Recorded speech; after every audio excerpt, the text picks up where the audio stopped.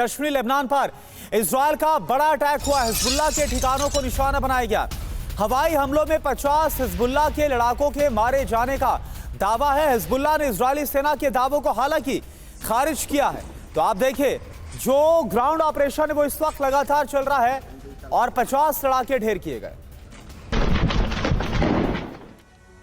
और वहीं south Lebanon से अहम खबर है। दक्षिण लेबनान पर आईडीएफ का विध्वंसक हमला हुआ है। हैता अल शाब पर आईडीएफ ने भारी बमबारी की है। ये देखिए तस्वीरें। हिजबुल्लाह पर 100 से ज्यादा रॉकेट दागे गए। आईडीएफ ने फाइटर जेट से भी की बम वर्षा।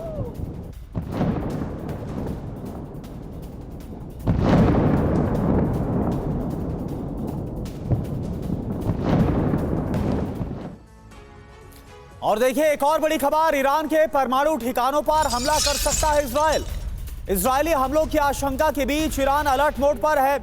हमलों को रोकने के लिए एयर डिफेंस सिस्टम को तैनात कर दिया गया, एक्टिव मोड पर डाल दिया गया है। परमाणु ठिकानों के करीब एयर डिफेंस सिस्टम को तैनात कर दिया गया है।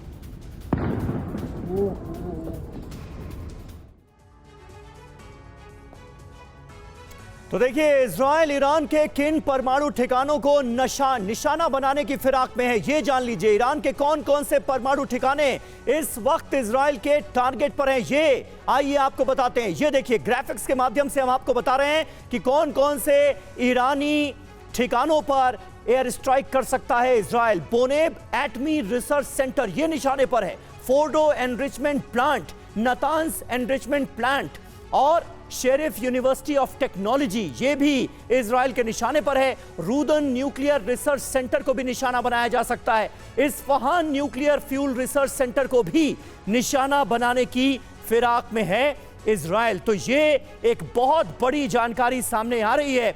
लेकिन मेजर जनरल ब्रजेश कुमार हमारे साथ मौजूद हैं। ब्रजेश जी, आपको लगता है कि यह मुमकिन होगा, वो भी तब जबकि अमेरिका लगातार ये कह रहा है कि न्यूक्लियर सेंटर्स को निशाना नहीं बनाना है, उसके लिए रजामंदी अमेरिका की मिली नहीं है, फिर भी क्या इजरायल इतना बड़ा कदम उठाएगा जिससे इस पूरे के पूरे रीजन में आग लग सकती है?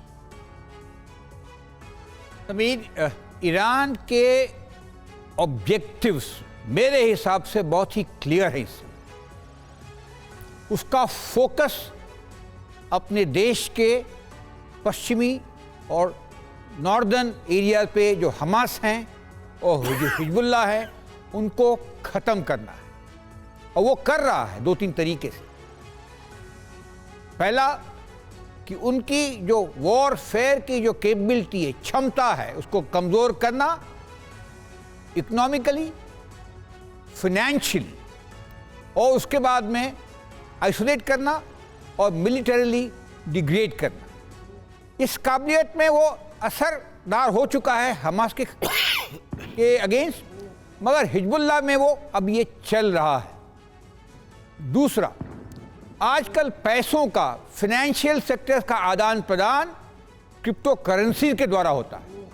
तो फिलहाल इजराइल उस क्रिप्टो करेंसी को बैन करने के चक्कर में, रोक लगाने के चक्कर में, जो आपने बात करी, क्या वो ईरान के ऊपर न्यूक्लियर कैपेबिलिटीज पे या ऑयल इंस्टॉलेशन पे हमला करेगा, ये सोचने की बात है।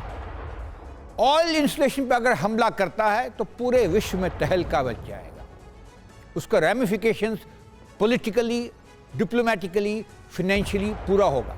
तो क्या इजराइल चाहेगा दुनिया भर के देश उसके अगेंस्ट हो जाएं? शायद नहीं। कुछ एक आध इंस्टॉलेशन पे वो हमला कर सकता है as a effect, that's about all.